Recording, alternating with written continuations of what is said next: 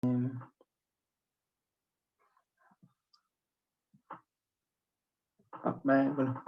nos quedamos en la parte de...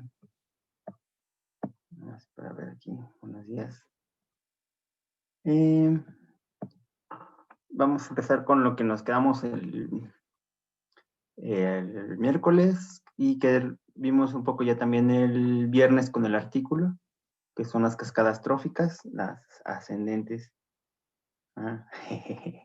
Juan Carlos, qué felicidades. Felicidades también, Juan.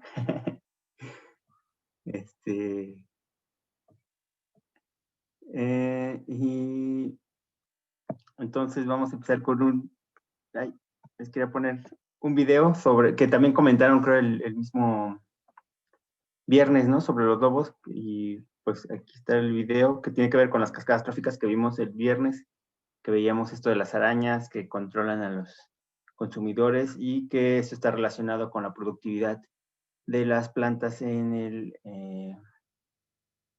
ambiente que vimos en el artículo. Entonces, aquí está un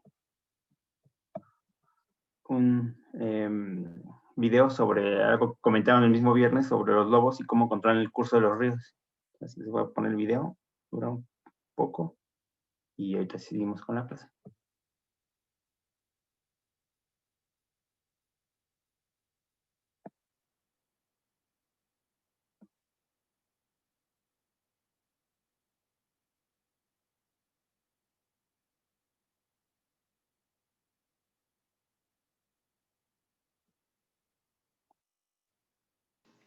No se escucha, Feli. ¿No? A ver,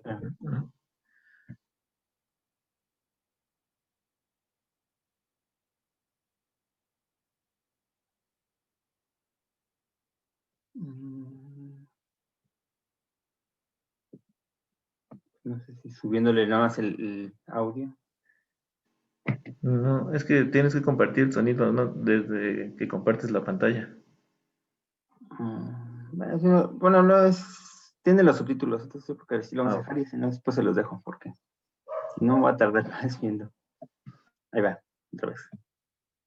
Aquí nada más están aullando, se los platico. Ahí están, ahorita con los subtítulos, espero que no haya problema.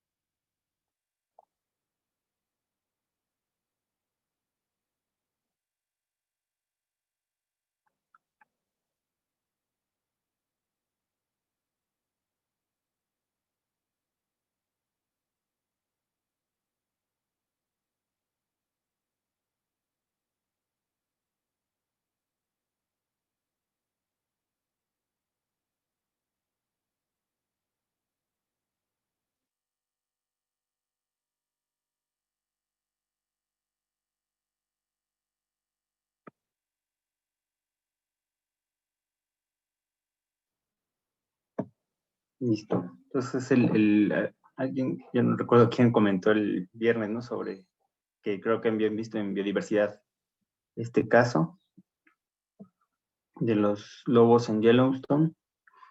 Y es precisamente Roxana. Ya no llegaste a verlo, pero bueno, no, no llegaste a ver el videito, me parece, pero bueno. Voy a poner entonces la presentación. Pero bueno, estas son las cascadas tróficas. En el video nos habla de las cascadas tróficas descendentes, pero tenemos también las cascadas tróficas ascendentes. Tanto el video como lo que vimos el viernes son cascadas tróficas descendentes que vienen desde la parte de los depredadores a la parte de los productores, y en este caso hasta el ambiente, ¿no? En el caso del río, que puede tener, o sea, en cualquier otro sistema también puede tener esos efectos indirectos, ¿no? Todavía no solamente a nivel trófico, sino a nivel de las características físicas del ambiente, ¿no? El sistema. Sobre todo con estos controladores estos arquitectos o modeladores del sistema, como son los castores, ¿no? Que están ahí permitió que se establecieran los castores, por ejemplo, y eso también pueden influir en el medio, o las plantas, como en esta cuestión de retención del suelo, para evitar la erosión, que también intervendrían. Y pues también tiene que ver con la productividad, que es lo que veíamos, podría tener que ver con la productividad como lo veíamos el viernes. Entonces, el efecto puede ser de diferentes maneras, pero sí se ve que mantiene la diversidad, ¿no? Que es lo que veíamos el, el viernes, sobre todo por estos efectos indirectos. Entonces, al evitar, por ejemplo, aquí en el ejemplo de los lobos, evita que sería un tipo de mutualismo con las plantas, ¿no? Está evitando que haya pastoreo, que los ciervos consuman el pasto, y permite que las plantas crezcan. Entonces es un tipo de mutualismo indirecto o facilitación, podríamos decir, en el caso de las plantas, ¿no? La relación de los lobos con las plantas sería una especie de mutualismo, donde se ven beneficiar las plantas a partir del consumo de los ciervos. Y bueno, entonces hay varios tipos o se han visto varios tipos de cascadas tróficas. Entonces podemos ver estos efectos en las cascadas de forma ascendente o descendente, o el que les mencionaba la clase pasada al final también, con una de las sesiones, hablábamos de las de cintura de avispa, que el control vendría desde la parte del medio de la cascada trófica. Entonces, déjame lo comparto. Entonces, pueden ser las fuerzas ascendentes, que se vienen de abajo, bottom up, que es desde la parte de los productores. Entonces, ahí los productores tienen una relación también directa con los depredadores. Entonces, si fuera al revés con lo de los lobos, pues si hay hay productividad o producción de biomasa en el ambiente, pues pueden alimentarse los ciervos para que puedan alimentar a los lobos. Entonces también hay una relación indirecta del pasto de los productores con los consumidores superiores, o lo que sean los depredadores tope. Las fuerzas descendentes, que son top-down, que ya las habíamos visto en el artículo, y la cintura de avispa, que es waist, que tiene que ver con el control desde la parte media. Bueno, cualquiera de los que están en medio de los productores y de los depredadores tope, también pueden ejercer un control, ¿no? O hay un efecto, tanto para arriba como para abajo. Entonces, si aumentan o desciende la población de los organismos que se encuentran en el medio, también puede haber también puede haber un control o un desbalance en las poblaciones de arriba o de abajo. Es lo mismo, pasa lo mismo que si quitamos o aumentamos los de arriba o los de abajo. También hay un efecto en toda la cadena, en toda la cascada trófica. Ahorita lo vamos a ver. Entonces, esas son las fuerzas ascendentes, que serían las bottom up. Entonces vemos aquí, por ejemplo, es un ambiente marino, donde tenemos, bueno, el ambiente que afecta el fitoplancton, aquí cualquier efecto sobre el fitoplancton puede afectar el zooplancton que se alimenta del fitoplancton y los que se alimentan de estos a su vez. Entonces, los peces forrajeros y los depredadores tope, que serían los que ya no tienen un depredador como tal. Entonces, serían, pues, puede ser, no sé, un tiburón, ¿no? Por ejemplo. Entonces, acá tenemos en las grafiquitas tenemos los crecimiento poblacional, ¿no? De las especies a través del tiempo. Entonces, se aumenta la población de fitoplancton, aumenta también la población. Bueno, no, aquí está descendiendo, ¿no?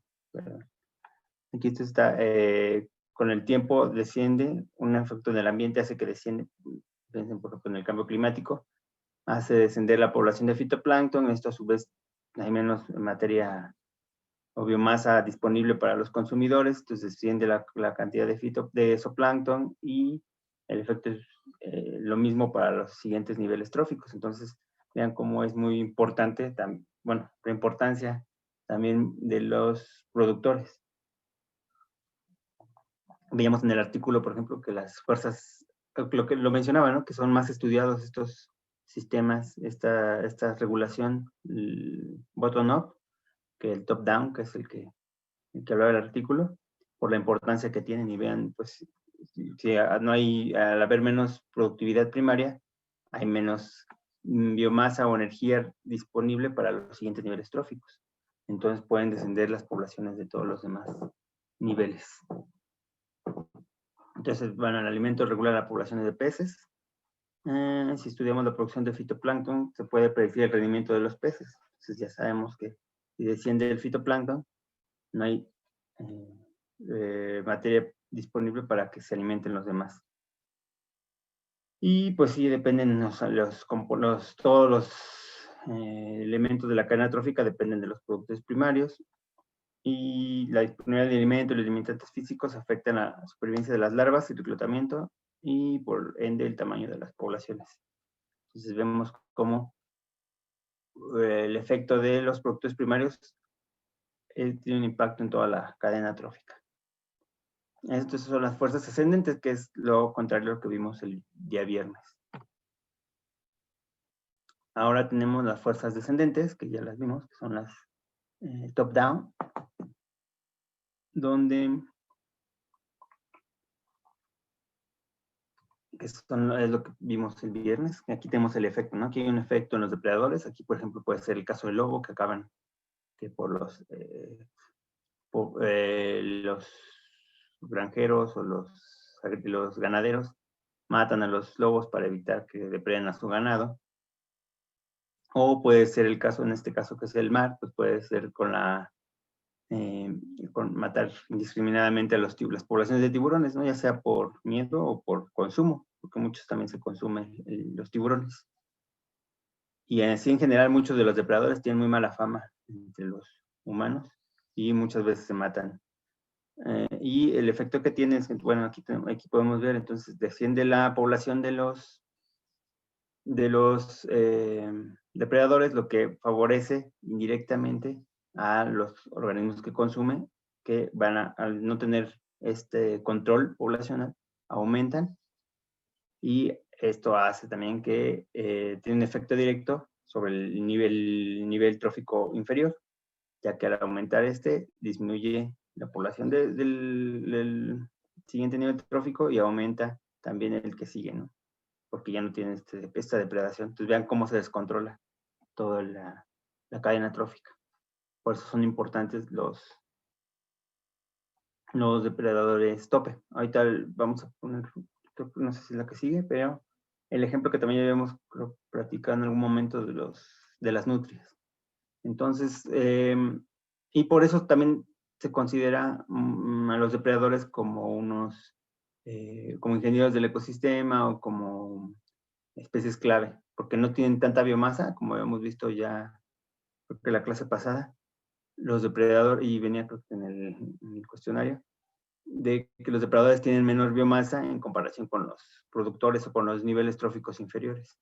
Entonces, a pesar de tener poca biomasa, el control que ejercen sobre el sistema es muy grande, por eso se consideran especies clave o ingenieros del ecosistema. Entonces, bueno, y bueno, aquí hay el control que regula las poblaciones de presas. Bueno, son controladores de las presas y de los niveles tróficos más bajos. Y la mortalidad por depredación es la principal fuerza que da estructura a las redes tróficas. Entonces, por eso la importancia y por eso son consideradas especies clave. Finalmente tenemos el control, la regulación que sería la cintura de avispa, que es un control de los niveles tróficos intermedios, ¿no? Entre los productores y los depredadores tope. Entonces aquí igual, aquí tenemos el ambiente que tiene un efecto sobre los peces forrajeros, en este caso. Y esto va a tener si desciende la población o cualquier población que descienda en este caso, por debajo de los depredadores, va a tender a que disminuya la población, todos los niveles tróficos superiores, porque se pierde energía. Entonces aquí si descienden los forrajeros, descienden la población de los depredadores, y el efecto va a ser contrario en los niveles tróficos inferiores. Entonces, va a aumentar, si aquí por ejemplo por pesca puede descender, y va a aumentar el nivel trófico inferior, y al aumentar va a descender el que sigue.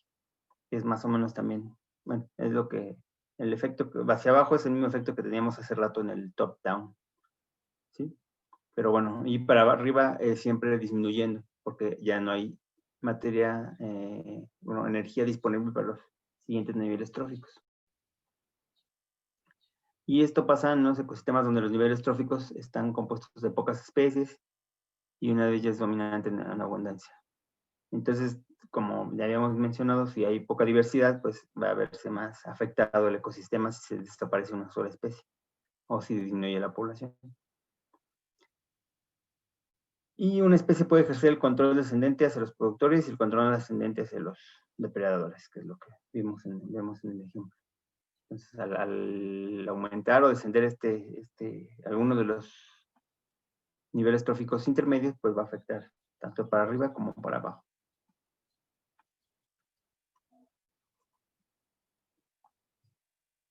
Y bueno, vamos con la que sigue. Estos también ya habíamos hablado un poco de especies dominantes, especies clave. Y bueno, aquí estamos en la gráfica comparando el impacto de la especie comparado con su biomasa. Entonces, cuando el impacto es alto y la biomasa es alta, estamos hablando de especies dominantes. Son las que tienen una influencia significativa, pero por su biomasa, por la cantidad que son, es muy importante esto estaría por acá, ¿no? Son biomasa alta e impacto alto. Entonces, regularmente son las que vemos, las que se ven más fácilmente y lo podemos ver a nivel de vegetación. Entonces, las que dominan en la vegetación, esas son especies dominantes. Podemos ver en los bosques de pino, bueno, hasta en el nombre del tipo de vegetación podemos ver cuál es la especie dominante, ¿no? Entonces, un bosque de pino, pues los pinos son las especies dominantes, pero por esa importancia que tienen en la biomasa, en su presencia en el sistema. Y por el otro lado, las especies clave, que entre ellas están los depredadores, son las que aquellas, entonces estaríamos moviéndonos hacia el otro lado, que tienen baja biomasa en proporción en el ecosistema. A pesar de su baja biomasa, ejercen fuertes efectos en la estructura del ecosistema. Entonces, pueden crear o modificar hábitats, influyen en las relaciones de otras especies y pueden ser depredadores, pero también mutualistas, sobre todo con las especies inferiores en la cadena trófica. Entonces, les mencionaba, por ejemplo, están unos que tal vez no son depredadores depredadores tope como los castores, tienen un efecto importante porque modifican el curso del agua y la dinámica que puede haber en los cuerpos de agua. Son importantes. Aquí tenemos algunos depredadores como las estrellas de mar. Entonces, esos son, a pesar de no ser tan grandes o tan importantes en biomasa, en su función en el ecosistema son importantes. Los polinizadores también podrían ser una especie clave en el ecosistema. Y las dominantes casi siempre son las plantas que le dan nombre a la vegetación. o en este caso animales como los corales, que también tienen mucha biomasa en el ecosistema y por eso es importante. Y creo que ya la que sigue es la última de esta presentación. Entonces, es el ejemplo que habíamos platicado de la nutria de mar en los bosques de kelps. Proveen comida y refugio para protección de peces invertebrados. Y los erizos de mar son los únicos depredadores. Para los erizos de mar, las nutrias son los únicos depredadores. Las nutrias controlan los bosques de algas que no sean devastados por los erizos, y los cambios en el ecosistema marino pueden generar cambios en el ecosistema terrestre. La cadena puede verse afectada en múltiples niveles. Bueno, el caso de las nutrias es que, como les escribí acá, en los bosques de kelps, los erizos se alimentan de los kelps y las nutrias se alimentan de los erizos. Entonces, anteriormente hubo una caza indiscriminada sobre todo por la piel de la nutria, y entonces al desaparecer el depredador, aumenta la población de erizos, y esto hizo que disminuyera la cantidad de bosques o de kelps. Los kelps son un tipo de alga que así se fijan en el suelo y forman grandes extensiones, bueno, cubren varias extensiones y son muy altos, ¿no? También en el crecimiento. Y al disminuir, bueno, aumentaron los erizos, por eso disminuyó la cantidad de kelps, y el hábitat para muchas especies relacionadas desapareció.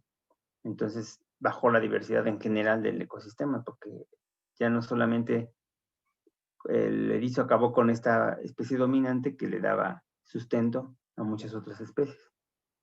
Y bueno, se vio que con la reintroducción y la protección de la nutria, descendió la cantidad de erizos y aumentó la cantidad de kelps, que permitió el establecimiento de más especies. Entonces, por eso también hay que tener cuidado la importancia de estos especies clave es variable, ¿no? Entonces puede ser que también estas especies de cangrejos o de peces pueden ser importantes, pero tal vez no sean tan importantes como las nutrias, ¿no? En este ecosistema. Entonces hay que ver cuál es la importancia. Bueno, que aquí ni siquiera nos menciona que ni siquiera son el depredador tope, ¿no? Aquí están los tiburones, por ejemplo, que pueden estar relacionados con alimentarse de las nutrias. Y entonces este sería más un sistema de cintura de avispa, ¿no? Porque no está hasta arriba en la cadena trófica. Pero bueno, entonces cada uno de los niveles tróficos tiene su importancia, y hay organismos que tienen mayor importancia, que serían las especies clave en los ecosistemas. Listo, entonces si no hay, bueno, aquí termina esta cuestión de la regulación y cómo se estructuran las cadenas tróficas, y bueno, las redes tróficas en general. No sé si tengan dudas, preguntas, más comentarios sobre algún otro ejemplo que hayan visto o conozcan. Bueno, si no hay, vamos, déjenme hacer algo de la presentación. Vamos, bueno, entonces, no sé si, bueno, si revisar, bueno, vamos a tratar de terminar ahorita ya con la presentación de ecosistemas. Si acaso nada más les comentaré algo la próxima clase sobre la economía ecológica, si nos da tiempo. Entonces, y la próxima clase, bueno, hay que me corrija Juan si me equivoco, pero vamos a ver en relación a su última práctica, vamos a ver por equipos cómo han visto o qué idea tienen, ¿no? La idea de la siguiente práctica es que ustedes desarrollen una práctica, o bueno, la metodología sobre todo de alguna práctica relacionada con esto que hemos visto de ecosistema. Entonces, cómo pueden elegir un sistema y ver cómo lo pueden analizar. Entonces, la idea es que las próximas 2 clases discutamos un poco qué idea tienen y cómo la abordarían. y ya ustedes buscarían la bibliografía y los elementos que les podrían permitir desarrollar esa práctica, ¿no? Que les digo que esa práctica se va a quedar hasta metodología. Y bueno, entonces, bueno, la idea es que lleguen con una pregunta o con preguntas sobre que tengan que ver con los ecosistemas, alguna idea, y ya después desarrollan esa idea hasta la metodología. Entonces, pues yo creo que vamos a terminar también pronto lo que será de la clase para que discutamos esa cuestión de su práctica. Entonces hoy vamos a continuar con, bueno, otra parte importante que se considera una propiedad emergente de las comunidades, no, de los ecosistemas, son los ciclos biogeoquímicos. Entonces vamos a ver un poco, no nos vamos a, igual vamos a mencionar sobre todo la parte del ciclo de carbono, y me parece que la del nitrógeno les puse, y ya no nos vamos a meter. Bueno, el ciclo del agua también es importante, pero creo que, bueno, para no llevarnos mucho tiempo en esto, pues no nos vamos a meter mucho. Yo supongo que también les va a quedar más claro y van a profundizar más en sus otras materias en cuestión de los ciclos bioquímicos. Bueno, todos los ciclos bioquímicos yo creo que los van a tratar ya más a detalle en sus otras materias o próximamente. Y bueno, para que vayan observando cómo estos ciclos influyen y la importancia que tienen en los ecosistemas. Entonces, esta parte la van a profundizar seguramente en sus demás materias. Y aquí vamos a hablar más de la importancia a la relación que puede tener con los sistemas vivos. Vamos a poner esto más en grande. Bueno, si no hay dudas, preguntas, seguimos entonces. Nada más era eso de si no habían leído la práctica que subió Juan por si no habían leído la práctica que subió Juan el sábado. Entonces nada más para que observen cuándo les toca darnos su idea que puedan tener o sus preguntas para la práctica la última práctica, ¿no? Entonces, y también vean que les pusimos ahí una encuesta para ver qué día se entrega, ¿no? Entonces tenemos ahí no sé qué tanta carga tengan de trabajo, entonces podemos extender un poco una semana, o si también ya tienen, o si quieren terminar con la materia antes, pues también hay una fecha antes. Y bueno, pues la idea es que como cada quien va a hacer una práctica diferente y para ver, para que lo puedan compartir con los demás, la idea es que nos hagan una presentación graben una presentación sobre lo que van a hacer y que todos la vean. Entonces, para que todos lo vean, la idea es que el último cuestionario va a ser un último cuestionario con las preguntas de las exposiciones. Entonces también les pedimos que nos den opciones de preguntas y tendríamos, bueno, por ahí está la fecha, la checan en el documento de la práctica. Y ahí viene la fecha será el último cuestionario, que vendrían preguntas de las exposiciones o de los trabajos que los demás de sus compañeros están haciendo.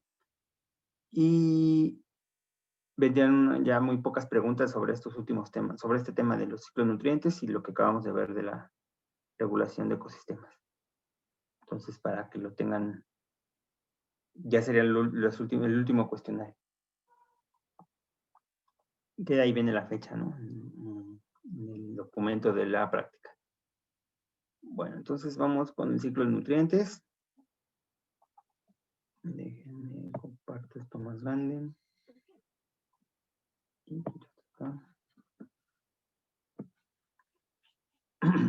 Entonces, bueno, aquí ya nada más, bueno, como es un ciclo, puse los círculos en un círculo de Kandinsky. Bueno, Kandinsky es un pintor, bueno, no solo era pintor, pero es un artista ruso, que fue el que desarrolló toda esta teoría sobre la el arte abstracto. Entonces él hablaba de combinar bueno, de cómo quitar todas estas figuras, bueno, todas estas, el arte figurativo, ¿no? Todas estas figuras que son más relacionadas con algún objeto y cómo estas, a partir de figuras o líneas, podrían generar algún sentimiento, ¿no? En las personas. Y lo relaciona a veces con la música, también lo trató de relacionar o con otras cosas, ¿no? No solamente con la pintura, sino con la música o con otras artes. Y se cree que él fue como de los pioneros en el arte abstracto. Sin embargo, veíamos ya otra pintora que había incursionado en esto antes de que él iniciara. Pero bueno, entonces se los puse los círculos porque vamos a ver los ciclos de nutrientes. Y bueno, ya esto tiene que ver más con ya no tanto con la parte energética, que es lo que vimos anteriormente, que veíamos como esta energía que es fijada por las plantas se va transmitiendo a través de los niveles tróficos, pero ahora vamos a ver que también la materia, en este caso los compuestos o los elementos, van pasándose entre cada nivel trófico, principalmente el carbono, pero también tenemos, bueno, los esenciales, ¿no? Que es el CHOMS, principalmente, pero todos los elementos necesarios pues pueden irse pasando en los niveles tróficos. Aquí vamos a hablar nada más, vamos a ir hasta el nitrógeno, el carbono, vamos a ver el carbono, el nitrógeno y, bueno, el agua, que serían los otros. Ahí está el hidrógeno y el oxígeno también. Siempre hay un flujo de elementos químicos y estos nos describen y nos pueden hacer entender cómo funciona el ecosistema. Entonces aquí vemos un diagrama donde estamos viendo el flujo energético y también que serían los compartimentos más claritos. Bueno, los compartimentos son donde se almacena la materia energía y las flechas claras son las que nos dicen nos presentan el movimiento de materia, en este caso energético, y las flechas oscuras y también la flecha blanca nos habla del flujo de material o de los elementos en el sistema. Y bueno, aquí tenemos los productores, que son, bueno, aquí está la productividad primaria neta. Y bueno, esta se puede ir para arriba hacia los consumidores o los herbívoros, o hacia la materia orgánica muerta, o la materia orgánica en descomposición. Bueno, esta es la materia orgánica muerta, ¿no? Es dead organic matter. Y bueno, aquí están los descomponedores y también aquí se ve, ¿no? El flujo, entonces cómo entra la radiación solar y la energía se puede ir para todos los demás sistemas o se pierde por respiración, que cada uno de los sistemas se pierde por respiración. Aquí faltaría la flechita de los productores primeros que también pierden energía por respiración. Pero también el flujo bueno, entonces vemos cómo necesitamos una entrada constante de energía para poder mantener el sistema y se pierde constantemente energía también a través de la entropía o de la respiración. Sin embargo, en cuestión de materia, de los compuestos orgánicos, casi siempre se mantiene en el sistema o a nivel global o de nivel tierra.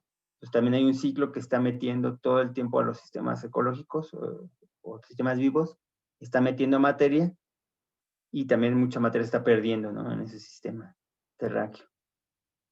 Entonces, pero también en el ciclo nos permite que puedan estar entrando materia.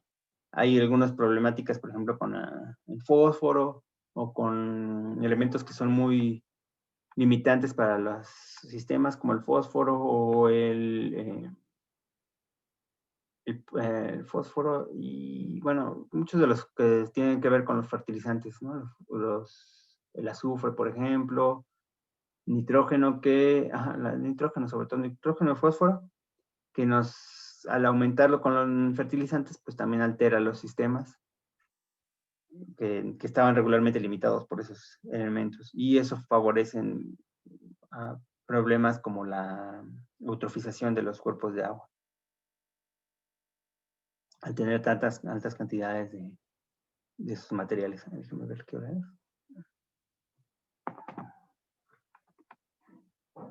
Y bueno, gracias a los ciclos biogeoquímicos hay un intercambio biológico, bueno, entre los organismos, estos nutrientes. Y con un intercambio físico de nutrientes que interactúan por ahí también. Entonces, aquí tenemos más que nada el ciclo del agua y cómo intervienen los organismos aquí en este ciclo del agua. Vamos a ver más adelante un poquito de esto. Bueno, ya les digo que esto va a ser muy rápido lo que vamos a ver. Y bueno, el flujo de nutrientes es el ingreso y el egreso de nutrientes del ecosistema. Entonces les digo, esa entrada y salida es constante. No en los sistemas. A veces sale de un ecosistema o una comunidad, se pueden exportar o importar esos elementos o esos nutrientes. Y el ingreso puede ser meteorológico, a través de materiales solubles en la lluvia o en los gases atmosféricos, el polvo, el viento. Así se puede meter nuevo material al sistema, sobre todo el agua, por ejemplo, ¿no? A través de la lluvia. Se puede ir moviendo a través de los ecosistemas. El ingreso puede ser geológico, entonces a través de la erosión de las rocas o los elementos transportados a la superficie del suelo. Entonces puede ser, de esta forma puede ser el aporte también geológico y el ingreso biológico, que también puede estar relacionado con los otros dos. Entonces la extracción y el reciclaje de elementos del flujo geoquímico. Entonces hay organismos que pueden hacer más accesible estos elementos o que los absorben a través de las raíces, por ejemplo, las plantas, absorben estos elementos y ya está disponible para los niveles tróficos superiores. Y bueno, o movimientos de los organismos a través de los ecosistemas. Entonces, hay mucho movimiento de material o de este material orgánico, de este aporte de materiales a través de los ecosistemas. A través, por ejemplo, veíamos en alguna presentación, la semana pasada, cómo se medía el aporte de los sistemas terrestres a los sistemas acuáticos. Entonces vean ahí cómo se mueve esa cantidad de materia a través de los ecosistemas. Entonces toda la hojarasca, todas las plantas que caen a los ríos son un aporte de materia a sus sistemas. Entonces ya está disponible esta materia en los ríos o incluso en el mar, ¿no? Toda la materia orgánica que está arrastrando los ríos y que se desfoga a los mares es cantidad de materia y energía que se está exportando de un sistema terrestre a un sistema acuático. Entonces, por eso veíamos que era muy importante en el caso de las costas, cómo esta materia orgánica favorece el desarrollo de otros sistemas, ¿no? A través de ese transporte.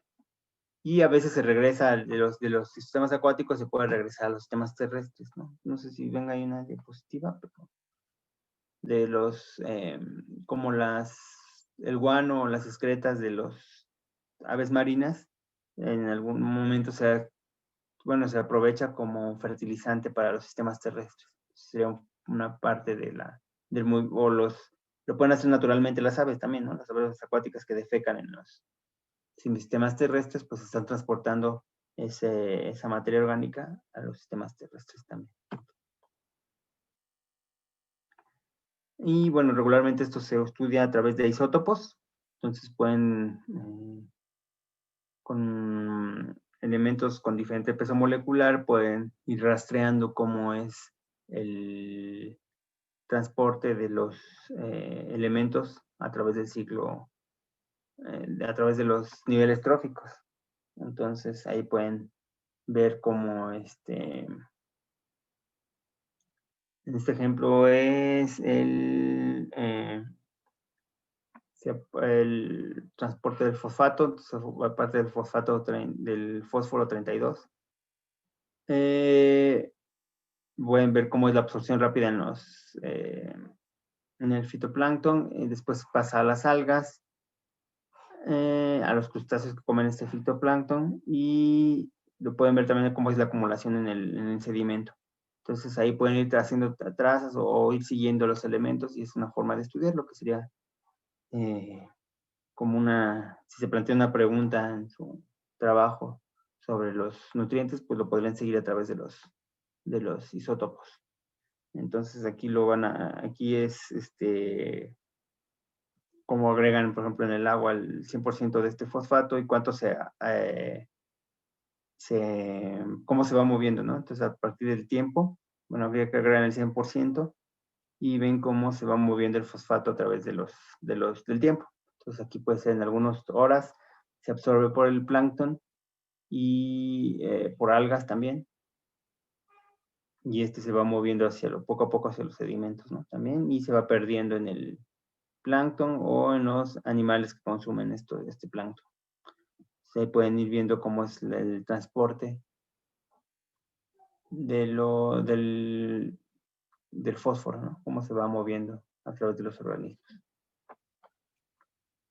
Y se va transportando, ¿no? Se va moviendo a través de los diferentes niveles tróficos. Bueno, aquí sería moverse del plancton o de las algas a los animales o al sedimento al final. También como una generalidad de los ciclos biogeoquímicos, los podemos dividir en ciclos locales y ciclos globales. Los ciclos locales son de carácter sedimentario, entonces no tienen el mismo movimiento que tienen los ciclos globales, y entonces aquí opera solamente un ecosistema, y hay elementos poco móviles, ¿no? Como el fósforo y el azufre, o los metales pesados. Y en el caso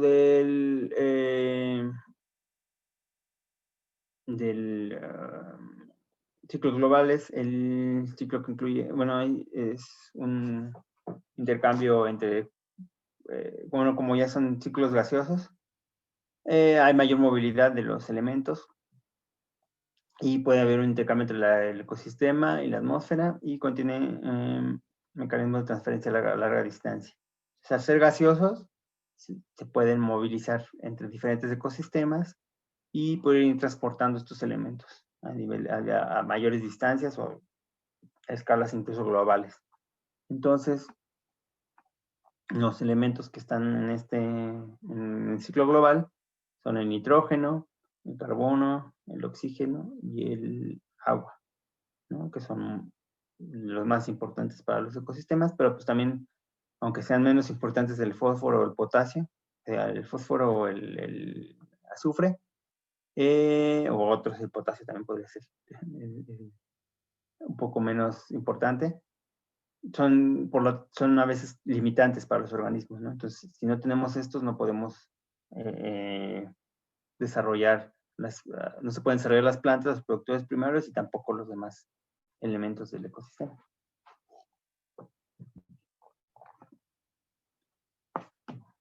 Vamos a seguir. Bueno, aquí entonces un poco de las entradas, importaciones y exportaciones de los elementos. Entonces,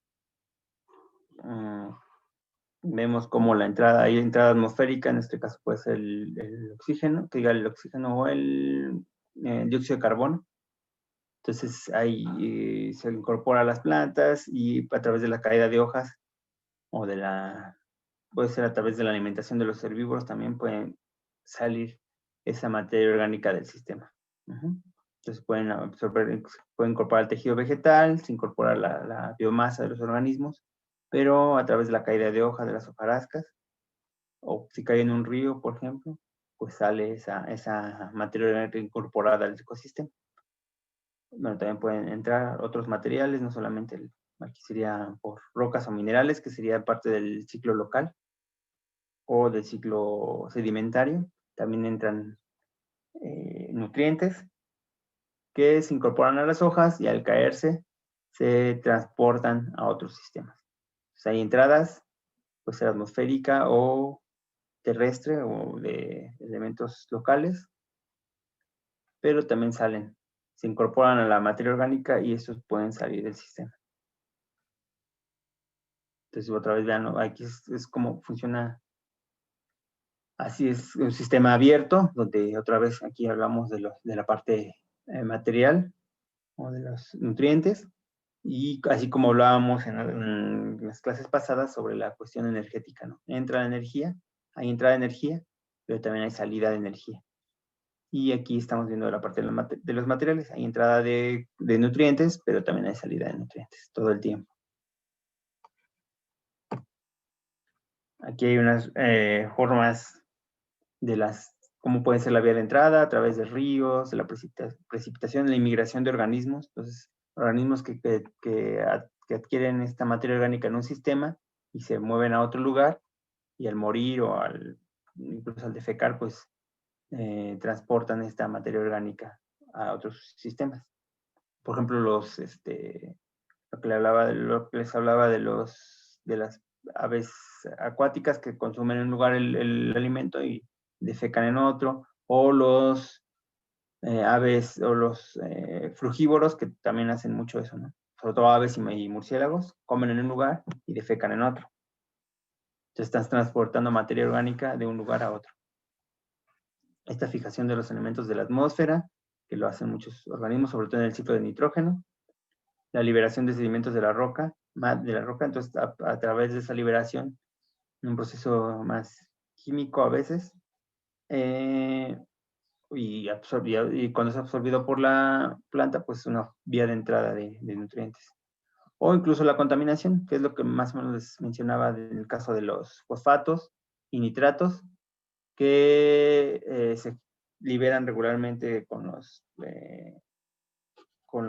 jabones o los detergentes, y que son transportados los sistemas acuáticos, le dan mayor nutrición, ¿no? Sería como mayor aporte de estos elementos, que favorece el desarrollo de algas, de algas que impiden el paso de la luz y favorecen la eutrofización de los sistemas acuáticos, que es un problema ambiental importante en los cuerpos de agua, porque no dejan pasar el oxígeno ni la luz, y bueno, y matan la diversidad natural de esos sistemas. Y tenemos salidas, que es a través de los ríos o de la liberación a la atmósfera de los elementos. Bueno, aquí era antes de toda la inmigración de los organismos que regresan o que vienen de otros sitios y traen los nutrientes. Aquí sería la emigración, ¿no? Organismos que se alimentan en un lugar y se mueven hacia otro. A través de pérdida de sedimentos también se pierden, ahí es una vía de salida de los elementos, o la cosecha por los humanos. Pues imagínense cuánto es la cantidad de biomasa y de nutrientes que estamos moviendo nosotros como humanos, ¿no? Entonces, esta exportación o movimiento de materia orgánica, de energía que se está moviendo por los humanos, ¿no? Cómo se cosecha la soya, por ejemplo, en Sudamérica, se transporta a todo el mundo, aquí en el caso de... Entonces esos elementos que se están produciendo en un lugar se mueven hacia otros lugares. Entonces, imagínense la cantidad de biomasa que se está moviendo en el caso de los granos, ¿no? Sobre todo los granos, que son los que más se mueven, pero muchos elementos agrícolas o de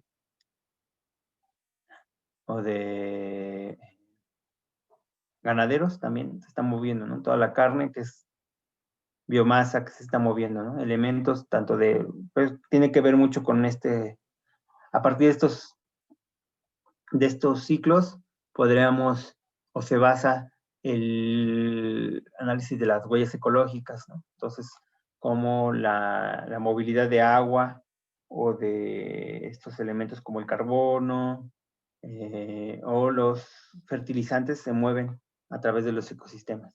Entonces aquí podemos hablar de esta vía de salida son estas huellas de agua, por ejemplo, que tienen el ganado, ¿no? Que seguramente todos han escuchado como los miles de litros de agua que se necesitan para la producción de 1 kilo de carne. Entonces se está hablando de un elemento que se está moviendo por esa carne. O lo podemos hablar en cuestión de carbono o de elementos limitantes como el fósforo o los el amonio o los nitratos, que son los que se necesitan las plantas también para crecer. Y bueno, no sé qué lo hacen. Ya son 9:30. Entonces, yo creo que vamos a... Bueno, entonces todos... Vamos a dejarlo yo por aquí. Y terminamos la próxima clase. Ya vamos a ver, les digo muy poquito sobre sobre los principales ciclos, ¿no? Que serían, vamos a ver nomás el ciclo del carbono y el ciclo del nitrógeno muy rápidamente. Los elementos que tienen que ver la parte biológica, geológica y química de estos dos elementos, igual por el tiempo y pues eso, bueno, un poquito el tiempo, muy poco lo que corresponde a la cuestión de los ecosistemas en el temario. Entonces, por eso nada más vamos a ver estos dos que son un poquito más importantes y como ejemplo también de los sistemas biogeoquímicos. Entonces lo vemos el miércoles y pasaríamos a la parte de de la discusión después de sus prácticas, ¿no? Entonces ya revisen por favor el documento para que nos vengan con una idea, ¿no? Ya están los equipos que vamos a discutirlo el miércoles y el equipo que vamos a discutir el viernes. Y les subo el artículo para el viernes, que sería ya el último artículo que vamos a discutir. Yo creo que vamos a subir alguno que tenga que ver con estos, que les dé una idea más o menos. Igual, mejor si una vez se lo subo, pero alguno más o menos corto que tenga que ver con la parte de la experimentación, que les dé una idea tal vez de cómo trabajar estas cuestiones energéticas que vimos un poquito en la clase pasada, pero para profundizar un poco, que les dé una idea, ¿no? Se lo subo hoy para que lo discutamos el viernes, que también sería más cortito, ¿no? Las sesiones del viernes para que podamos discutir las ideas que tengan los equipos del viernes, ¿no? Sobre la última práctica. Entonces, si no hay dudas o preguntas, pues nos vemos el miércoles. ¿Sale?